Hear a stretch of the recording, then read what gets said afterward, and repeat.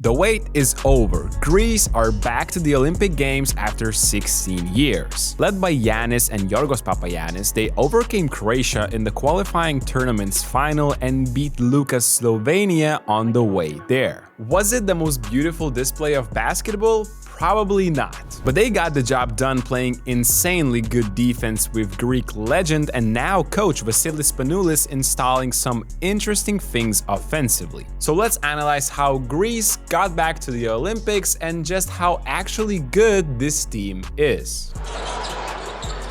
Papagiannis. Oh boy.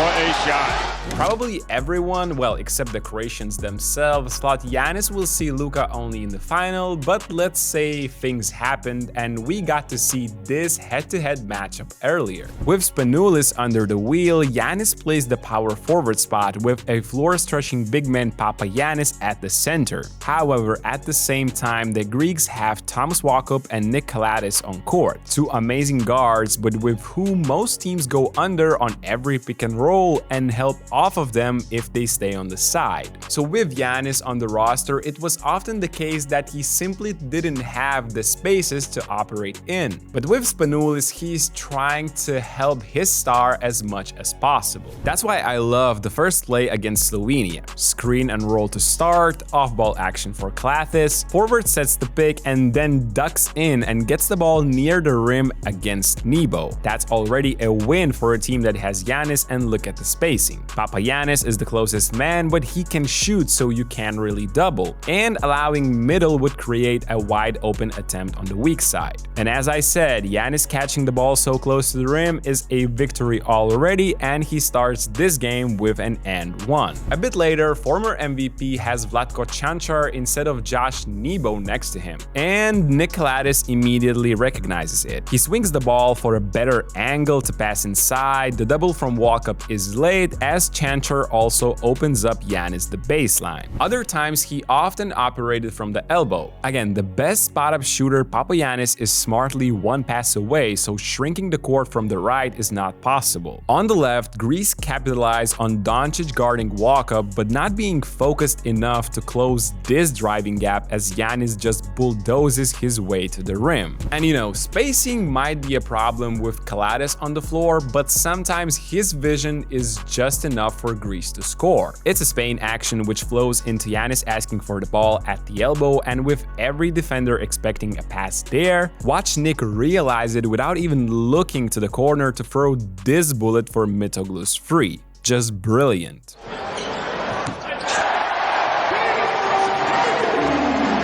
Overall, playing with two guards that aren't really great shooters off the dribble forces Spanoulis to be creative. Here is Giannis utilized as a screener, and to stop the opponents from going under with Nick, he sets a flat screen, which also allows the point guard to choose the side by himself. He goes all the way as Slovenia's pick-and-roll defense looks abysmal. Later is the same action with Papagiannis. Again, flat screen prevents Kaladis' defender from going under, and then he hits his patterned floater as Greece take an early 9-0 lead. And I simply must mention this next thing from what I saw from Spanoulis offensively. And how about Olympiacos legend running a trademark Olympiacos play from the modern day? Just like the Reds do, they steal two quick points here with a quick cross screen. Again, no wonder Slovenia lost this game in the first quarter. Their communication and team defense is ridiculously bad. And of course, here are a few examples of Olympiacos getting easy points on board with the same flex motion play in the last seasons. They run it so much, the opponents still often struggle with the first screen.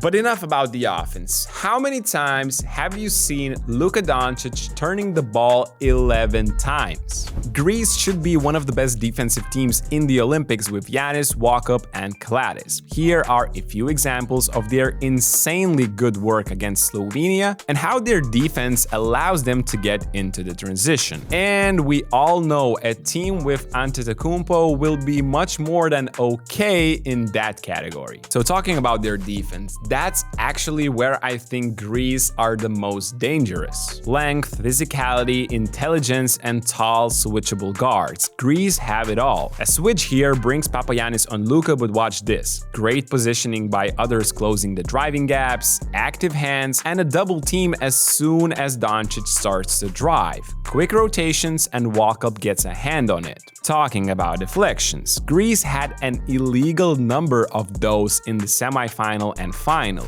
And on the following play, Giannis blocks this three-point attempt. Here is another example of their gritty defense. Slovenia tried to use something different as Luka is posting up Papanikolaou. First of all, no easy entry pass allowed under Spanoulis. Then walk-up is there to help his fallen teammate. Again, look at the active hands and how much smaller the court looks. Giannis comes to double after the first pass and rotations move around. Luka gets it back and Kostas is again there to double after the first pass. And all of this incredible work forces the air ball. Another thing I loved about Greece is that they have a lot of intelligent defenders who know when to risk and when to put the other team into chaos. That chaos usually means trouble as Greece have the length and great rotations as I mentioned before. Here Nebo gets the ball and Piraeus goes for it, seeing that Nebo is only focused on one side of the floor. It looks like a bad attempt, but there is Giannis 1-on-2 to cover Nick until he comes back, plays up into the body of the attacker and forces the miss. This is exactly what Greece wants: transition opportunities. Giannis sprints and takes all the attention, and center Papagiannis joins the party as the Greeks feed the running big men.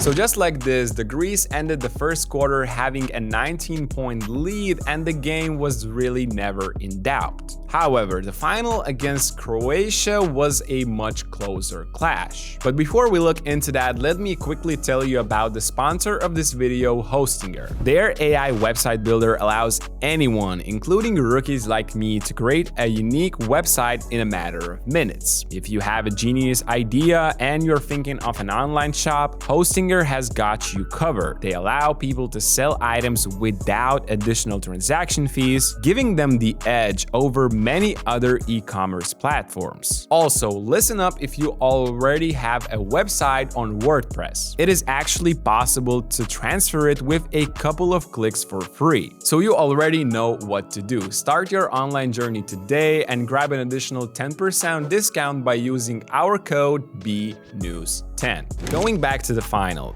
Defensively, Croatians took a really interesting approach, but hey, I don't really blame them. When you're playing Giannis, playing the lottery by forcing him to shoot from the mid-range and packing the paint off of Greece non-shooters is and will probably be a strategy by many teams even in the Olympics. Antetokounmpo was mainly guarded by a taller and heavier Ivica Zubac, with the big man daring him to shoot mid-ranges while his teammates would block gaps by stunting. With both walk-up and Piraeus on the floor at the same time for long periods, I can kinda understand the strategy, but this looked like the best basketball impersonation of Jose Mourinho's famous park the bus strategy from his Inter Milano days. But Giannis wasn't forcing too much like in the past and was efficient from the floor overall. Not the best night of his career, but 8 of 17 with 1 made 3 out of 2 is solid and just enough to punish this type of risky defense showed by the Croatians. Look out, Giannis goes right at Zubac.